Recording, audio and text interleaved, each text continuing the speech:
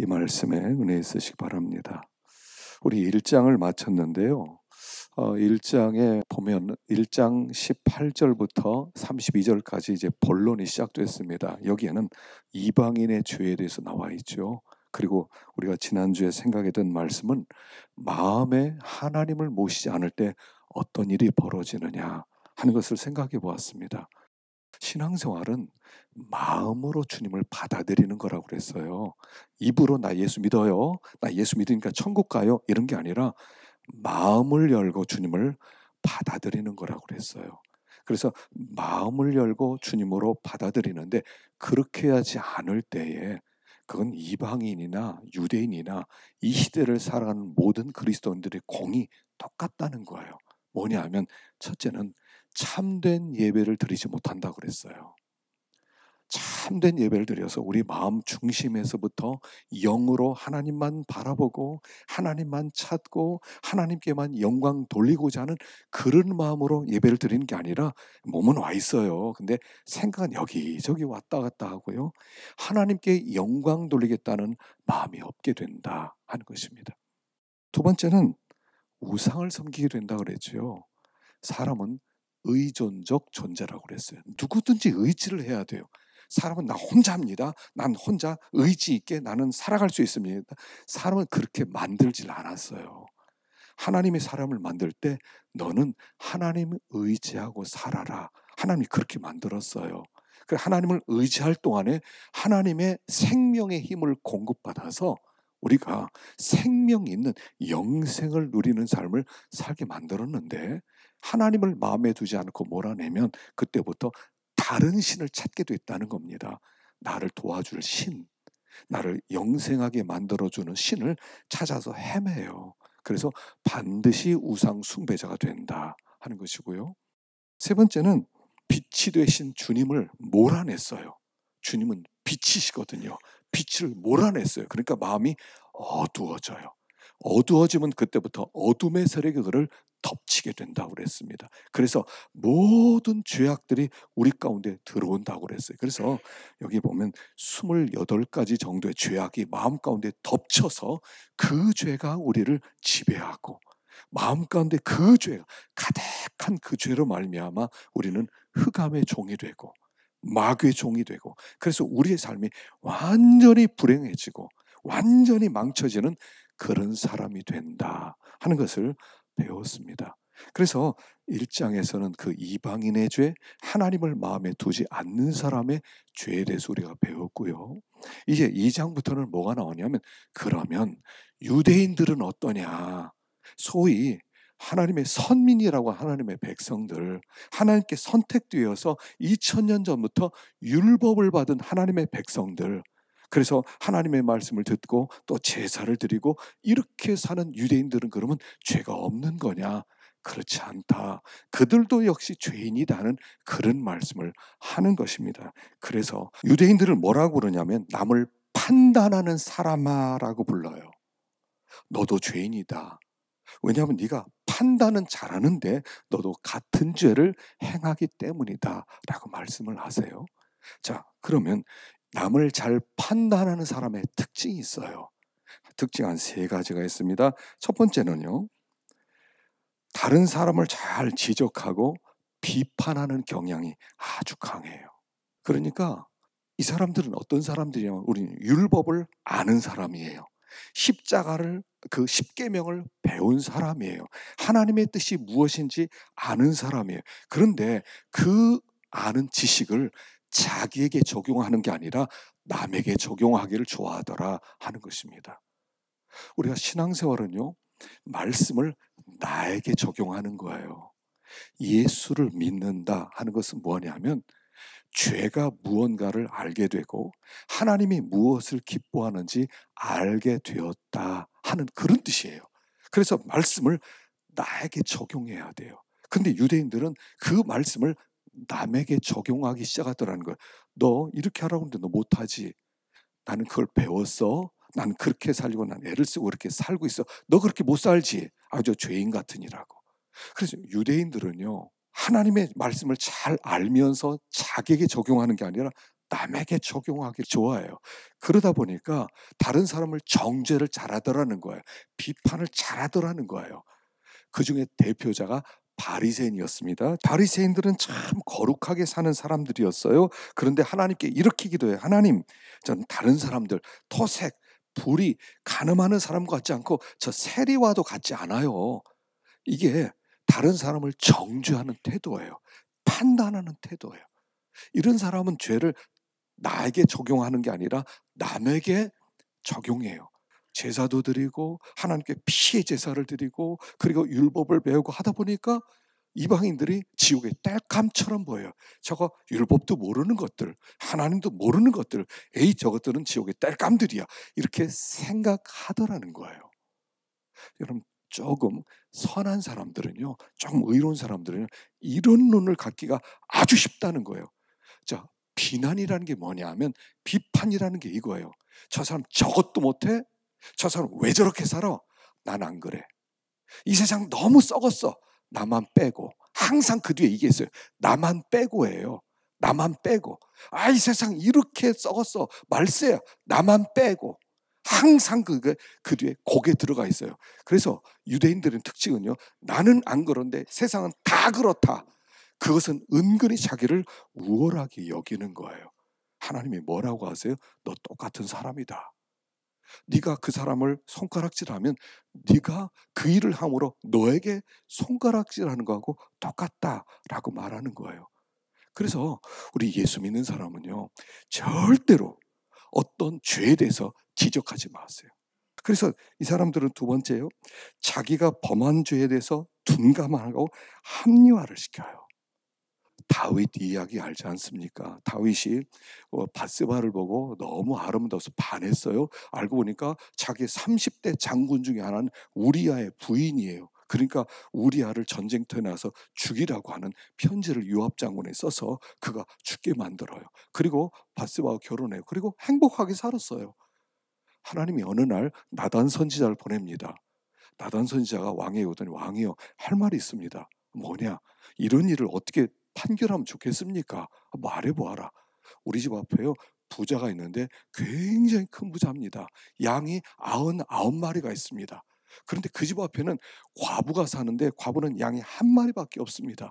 양과 서로 의지하면서 함께 먹고 함께 사는 그런 가난한 과부입니다. 어느 날 이 과부에게 손님이 찾아옵니다. 이 부자가 자기 집 99마리 양 중에 하나를 잡지 않고 저 가난한 집의 양을 잡아서 그걸 대접을 했습니다. 이 사람이 이거 어떻게 됩니까? 그러니까 화를 냅니다. 이 부자, 아니 이런 못된 놈이 있나? 99마리나 있는데 가난한 식구와 같은 가족 같은 양을 잡아서 부자를 대접해, 이런 놈이 있나? 이건 죽일 놈이라고 얘기해요. 근데 당신이 그 사람이라. 우리는요, 다른 사람의 죄에 대해서는 굉장히 민감한데 그 죄가 내 죄라고는 생각을 하질 않아요. 똑같은 사람이라는 거예요. 우리는 겉으로 드러난 죄에 대해서 손가락질하는데 하나님은 드러나지 않는 죄에 대해서 하나님은 심판을 한다는 거예요. 여러분, 사람을 미워해보지 않은 사람이 어디 있어요? 여자를 보고 음욕을 품어보지 않은 사람이 어디 있어요? 그러면 드러나지는 않았지만 우리 마음속에는 이미 다 살인자고 이미 다 간음한 자라는 거예요. 그 사람은 그게 행동으로 옮겨졌고 나는 용기가 없어서 행동을 못 옮겼을 뿐이에요. 너랑 그 사람은 똑같다는 거예요. 하나님은 그렇게 판단하시는 거예요. 너 그 죄가 드러나지 않았다고, 안 나왔다고 네가 의인이야? 너 살인했다고 사람을 욕했어? 비방했어? 너도 똑같은 사람이야 라고 말씀을 하신다는 사실이에요. 이런 사람은 이렇게 생각해요. 자기 행복이 내가 선하기 때문이다 생각해요. 어떤 사람은요, 막 병에 걸리고 어떤 사람은 막 사고도 나고 그러면서 에이 저거 죄 졌으니까 사고 났어, 에이 죄 졌으니까 저래, 그래 놓고 나는 아무 일이 없으니까 나는 하나님이 나를 인정해 주셔서 나를 축복해 주신 거야 라고 오해를 하고 있다는 거예요. 근데 하나님은 어때요? 마음이 속으로 터져 들어가고 있다는 거예요. 야, 내가 너 기다리고 있어. 너 지금 내가 기다리고 있기 때문에 아무 일이 없는 거야. 하나님께서 그런 마음을 가지고 있는데 다른 사람을 비판하면서 나는 복받아서 아무 일도 없고 형통하고 잘 지내고 있습니다. 세상에 많은 사람들이 문제입니다. 하나님 저만 빼고요. 이러고 앉아있다는 거예요. 하나님이 누군가를 판단한다고 해서 내가 그것이 의로운 증거는 아니라는 것을 이야기하면서 하나님이 심판을 이렇게 한다는 것을 말씀하세요. 이런 일을 행하는 자에게 하나님의 심판이 진리대로 되는 줄 우리가 아노라. 다시 말하면 하나님을 모르고 죄를 범하는 이방인에 대한 하나님의 심판이나 하나님을 안다고 하면서 죄를 짓는 유대인들의 죄나 하나님은 동일한 기준으로 심판하신다 하는 얘기예요. 그 증거가 구약 성경이에요. 구약 성경에 하나님이 이스라엘 백성이 가나안 땅을 점령하라고 할 때 어떻게 점령하라고 하냐면요. 가나안 땅에 들어가느냐 싹 죽여라. 어린아이도 죽여라. 노인도 죽여라. 남자도 죽여라. 여자도 죽여라. 소와 양 다 죽여라. 그렇게 명령하셨어요. 여러분, 그래서 안 믿는 사람들이요 때때로 이거 보고요 오해를 해서 우리한테 니네 하나님 굉장히 잔인하다. 니네 하나님이 자기 백성을 살리기 위해서 이런 식으로 했다. 그렇게 하지만 사실은 이게 그런 뜻이 아니에요. 우리가 이걸 많은 이정한 역사 동안 오해를 많이 했어요. 하나님이 자기 백성에게 땅을 주기 위해서 그 땅에 사는 사람들, 죄인들은 다 죽여도 좋다라고 했다는 거예요. 그래서 미국도 원래 청교도들이 신앙생활하기 위해서 미국에 왔거든요. 그런데 이 말씀대로 하나님이 이 땅을 우리에게 주셨다. 이 땅에 사는 모든 사람을 다 죽여도 된다. 그래가지고요 네이티브 아메리칸들, 소위 인디안들을요 8,000명을 죽였어요. 100년 동안에 8천만 명을 죽였다고요. 이게 있을 수 있어요? 왜냐하면 이 본문에 의지해서 자기 백성을 사랑하니까 그 땅을 다 멸절시켜도 된다. 호주도 마찬가지예요. 영국 죄수들을 호주에 보내서 그 호주를 개발할 때 어떻게 개발했냐면 호주에 사는 원주민들을 죄인들이니까 다 죽여도 좋다. 그래서 이 말씀에 의해서 다 죽이고요. 남아프리카 공화국도 지금도 그 갈등이지 않습니까? 그런데 그런 본문이 아니에요. 이런 본문은. 왜냐하면 하나님이 이스라엘 백성을 가나안 땅 점령해서 다 죽여라 할 때는 그들이 죄가 관영했기 때문에 그래요. 그 땅이 너무나 죄로 꽉 찼기 때문에 너무나 우상을 섬기고 하나님을 모르고 서로 해를 끼치고 서로 불의를 행하니까 하나님이 참다 못해서 이스라엘 족속을 하나님이 도구로 사용해서 죄인들을 심판하는 거예요. 그런데 똑같은 일이 나중에 500년 지난 다음에 또 일어나잖아요. 그래서 350년 동안 사사시대를 지내면서 그들이 점점 더 우상을 섬깁니다. 그리고 왕이 세워집니다. 그리고 왕이 세워진 다음에 500년 지난 다음에 하나님께서 북이스라엘 멸망시키고 남유다를 멸망시키는데 어떻게 멸망시켰냐면 그들이 가나안 땅에 들어와서 옛날에 가나안 사람처럼 똑같이 살아가기 시작하는 거예요.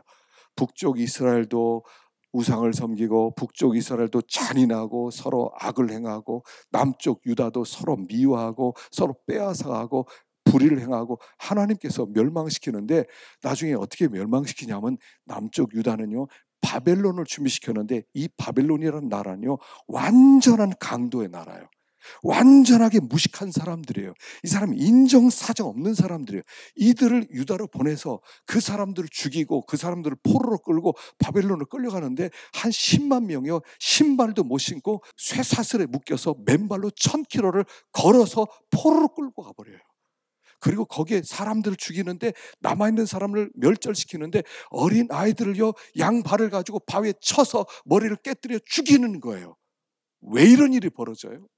심판이었다는 거예요. 자, 그러면 이스라엘 백성을 통해서 가나안 땅을 심판한 것과 갈대아 사람들을 바벨론 사람을 통해서 유다를 심판한 것과 어떤 게 더 잔인해요? 똑같아요.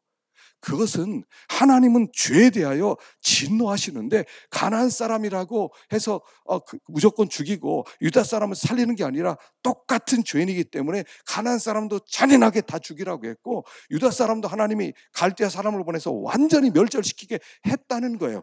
이게 뭐냐 하면 구약이 보여주는 증거는 하나님은 진노하시는데 죄에 대하여 하나님은 반드시 심판한다는 것을 보여주는 게 구약 성경이라는 얘기예요. 하나님께서 죄인을 그냥 두지 않겠다는 거예요. 그 신앙이란 뭐냐 하면 하나님이 두려운 줄을 알게 되는 게 신앙이에요. 아, 죄를 지면 하나님이 굉장히 진노하는구나. 내가 절대로 죄를 지면 안 되겠구나. 이걸 깨달아가는 것이 신앙생활이지 내가 이렇게 했다고 해서 누구 손가락질 하는 게 우리의 역할이 아니라는 거예요. 똑같은 족속이에요. 똑같은 족속.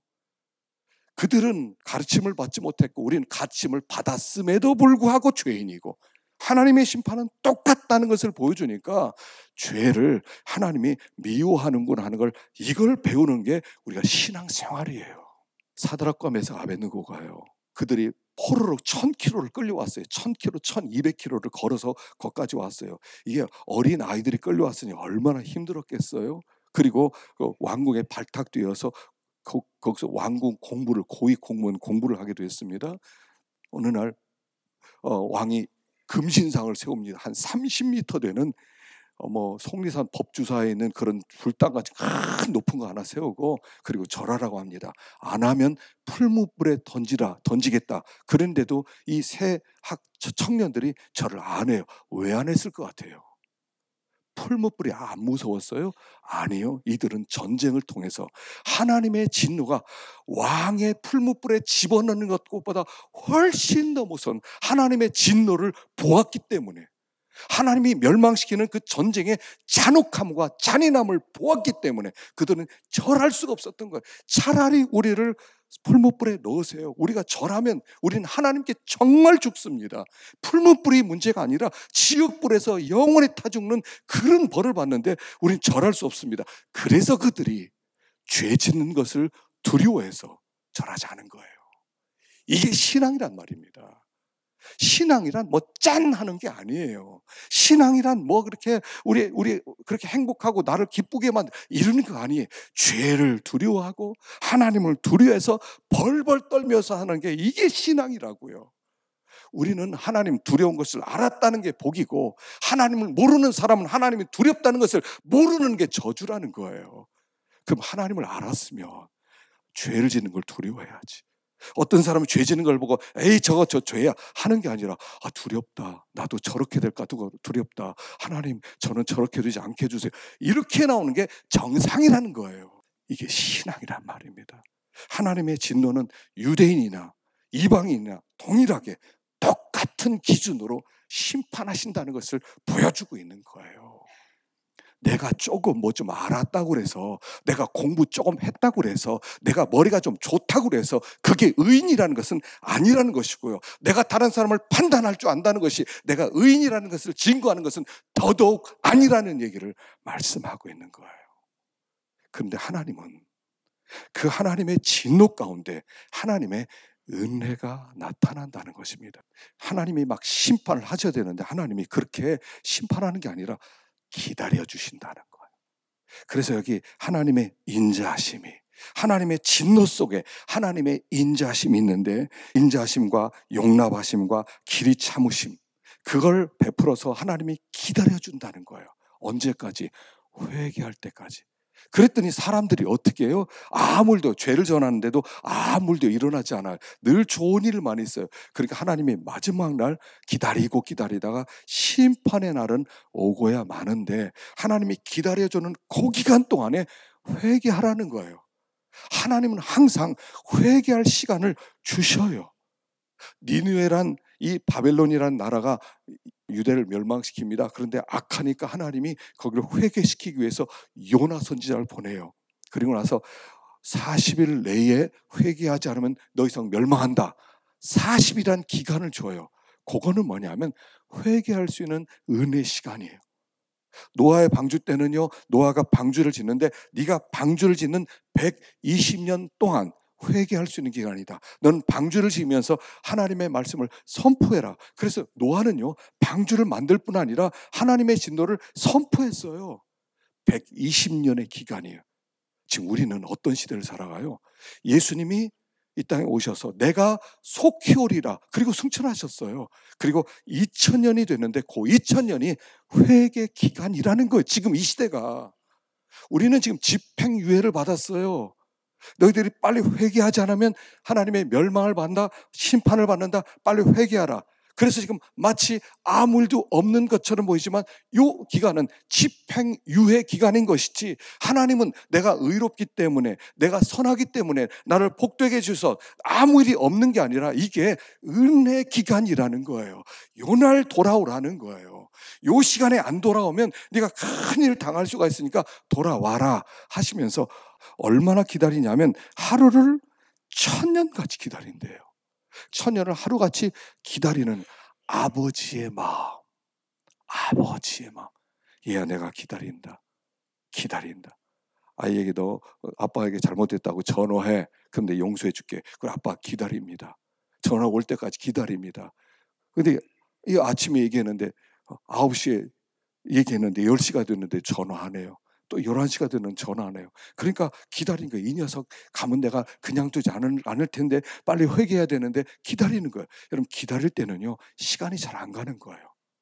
얼마나 기다렸으면 도대체 하루가 1000년처럼 느껴지겠어요. 하루가 1000년처럼 느껴질 만한 그런 고통과 아픔 속에서 기다리고 있다는 거예요. 어떻게 될 때까지? 우리가 회개할 때까지. 하나님의 계획은 우리 하나님께 돌아와서 회개하는 거예요. 그냥 회개하면 하나님이 다 용서해 주시겠다고 그렇게 하루를 1000년 동안 기다리고 있다는 거예요. 얼마나 하나님의 그 은혜스러움, 하나님의 그 자비하심이 크냐 하는 것을 우리에게 보여주시는 거예요. 기다리고 또 기다리고 회개하길 기다려요. 그러니까 그냥 편안합니다. 내가 아무런 문제가 없습니다. 우리 집안에 문제 없습니다. 아무런 문제 없습니다. 좋습니다. 그게 하나님이 그래 너 괜찮아? 그렇게 살아도 돼. 너 그렇게 살아도 돼. 그런 뜻이 아니라는 거예요. 너 돌아와야 돼. 내가 기다리고 있어. 내가 너 그 하루를 1000년처럼 기다리고 있어. 돌아와야 돼. 그러는 하루하루가 지나고 있다는 뜻이에요. 지금. 아무 일이 없다는 것이 그냥 하나님이 괜찮다는 뜻이 아니라는 거예요. 뭐 이렇게 살아도 되나 보다. 이렇게 마음대로 살아도 되나 보다. 하나님은 나는 그렇게 용납해 주신가 보다. 그런 뜻이 아니라 기다려 주시는 기간이라는 거예요. 너 빨리 돌아와. 빨리 돌아와. 하나님이 말씀하실 수 있으면 계속 말씀할 겁니다. 그리고 여기 이런 사람을 세워서라도 하나님의 마음을 전하는 거야. 너 최준학 목사 빨리 전해. 너 빨리 회개 안 하면 그냥 두지 않겠다고. 너 전해라. 너 그렇게 전해라. 그래서 지금 이거 전하고 있는 거예요. 지금 제가 제 이야기를 하는 게 아니라 하나님의 마음을 지금 전하고 있는 거예요. 돌아오지 않으면 큰일 납니다. 빨리 돌아오셔야 됩니다. 여러분, 이제까지 살던 그 습관, 그 수준으로 언제까지 가실 것입니까? 돌아오셔야 됩니다. 제가 여기서 그 말씀을 전하고 있는 거라는 거예요. 복음을 전한 새생명 축제를 하는 것도 마찬가지예요. 아직 주님께 돌아오지 않은 사람 있잖아요. 그 사람들 하나님의 진노 아래에 있는 사람들 아닙니까? 하나님 몰라요. 나 교회 가기 싫어요. 내 마음대로 살고 싶어요. 하나님의 진노 아래에 있지 않습니까? 그럼 하나님이 우리를 보내서 그들 인도하라는 거예요. 양 100마리가 있는 분이 있어요. 이 사람이 한 마리가 길을 잃었어요. 한 마리가 길을 잃었는데 뭐 나중에 좀 찾다가 없으면 99마리가 있으니까 하고 위로를 받을 것 같지 않습니까? 그런데 이 사람은 99마리를 우리에 두고 한 마리를 찾기 위해서 들로산으로 고생하면서 헤매더라는 거예요. 왜냐하면 하나님께는요, 양 한 마리의 가치와 양 99마리의 가치가 같은 거예요. 우리가 아이가 5 있으면요, 5이 내가 사랑 20%씩 나눠주는 게 아니에요. 사랑 하나하나가 100이에요. 100. 큰 아이 100, 작은 아이 100, 셋째 100, 넷째 100, 다섯째 100이 다 100씩이에요. 똑같아요. 우리 아버지의 마음이 많은 사람이 이렇게 주님 앞에 왔으니까 하나님 기쁘시오? 아니, 저 한 사람이 있는데 내 저 한 사람 때문에 기뻐하지 못하겠다, 이런 뜻이라는 거예요. 그 하나가 아버지에게는 전부란 뜻이에요. 전부예요. 아이가 10명이 있더라도요, 10명 중에 하나가 잘못되면 이 부모의 마음에는 9이 있으니까 위로가 안 되는 거예요. 그 하나가 100이에요. 100. 전부예요. 우리가 이 아버지의 마음을 알아야 돼. 그럼 렘브란트의 그림 중에 탕자의 귀향이라는 그림이 있습니다. 이걸 헨리 나우엔이 그 그림을 보고 책을 썼어요. 그 그림이 얼마나 명화인지. 이 렘브란트라는 사람이 아주 젊었을 때 그림으로 굉장히 이름을 얻었던 사람이에요. 그런데 나중에 방탕하게 살면서 돈도 나날리고 명예도 다 잃어버리고 소송해서 패소한 다음에 아주 괴로움을 당하고 마지막에 자식도 다 죽고 부인도 죽고 나중에 그가 고통 가운데 있다 마지막 유작으로 남긴 게 탕자의 귀향이에요. 그 사람은 화풍의 특징이 뭐냐? 빛이에요. 지금 이 빛에 이건 아들이거든요. 아들의 얼굴보다 아버지 얼굴에 지금 초점을 맞추고 있다는 거예요. 밝은 초점. 그런데 이 아버지의 이 눈이요. 이거 자세히 보면 여기 좀 잘 안 나오는데 저기 자세히 보면요.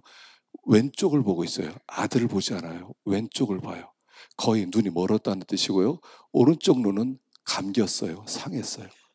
이 아버지가 이 아들을 맞이하는데 먼저 아들이 아버지를 본 게 아니라 아버지가 아들을 먼저 봐요.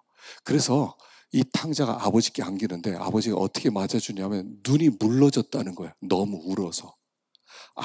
아버지가 아들을 기다리다가 눈이 물러져서 왼쪽은 멀었고 오른쪽은 상했고, 그리고 아버지의 손을 보면 이 손은 남자의 손이에요.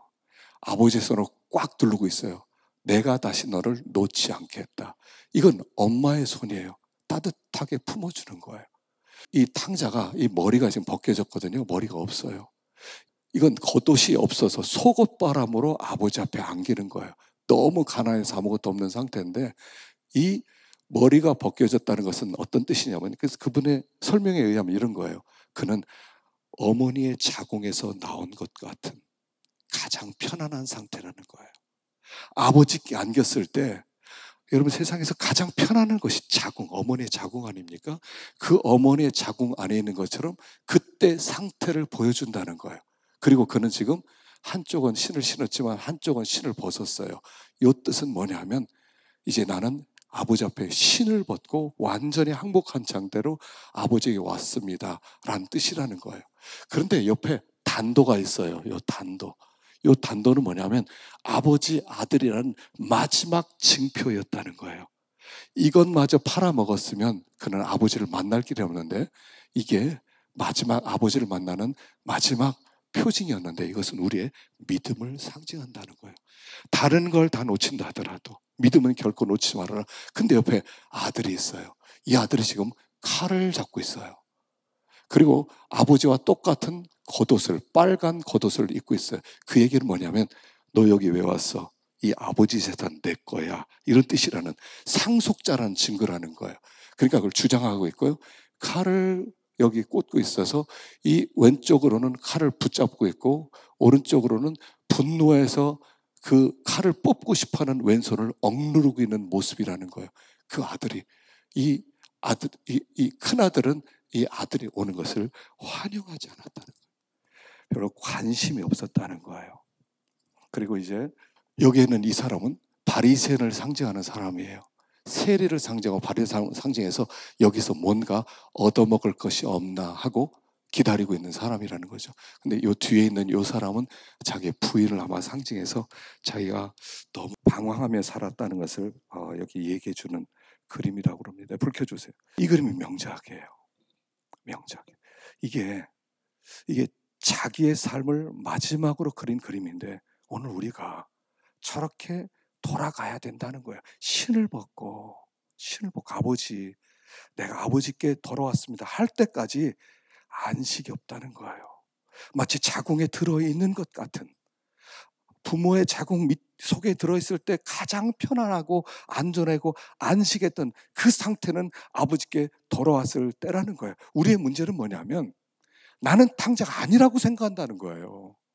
난 탕자가 아니래요. 더 이상 난 더 이상 하나님께 돌아갈 게 없대요. 이 정도면 됐다는 거예요. 그런 상태에서 계속 방탕한 상태라는 것을 보여주는 거란 말입니다. 오늘 그래서 우리가 돌아오라는 주님의 메시지를 들어야 돼요. 저는 얼마 동안 신앙생활 했습니다. 저는 그동안 무슨 일을 했습니다. 아무 소용이 없고 지금 내가 주님의 품에 안겨 있느냐. 주님께서 내가 주님 품에 안겼을 때 나를 품어주시고 안아주시느냐. 우리 주님은요, 눈이 짓무르도록 울으셨다는 거예요. 부모가요, 아이가 하나가 있는데 가출하면요, 그 부모가 잠을 자겠습니까? 이 아이가 어디에 있는지, 이 아이 잘못되지 않았는지.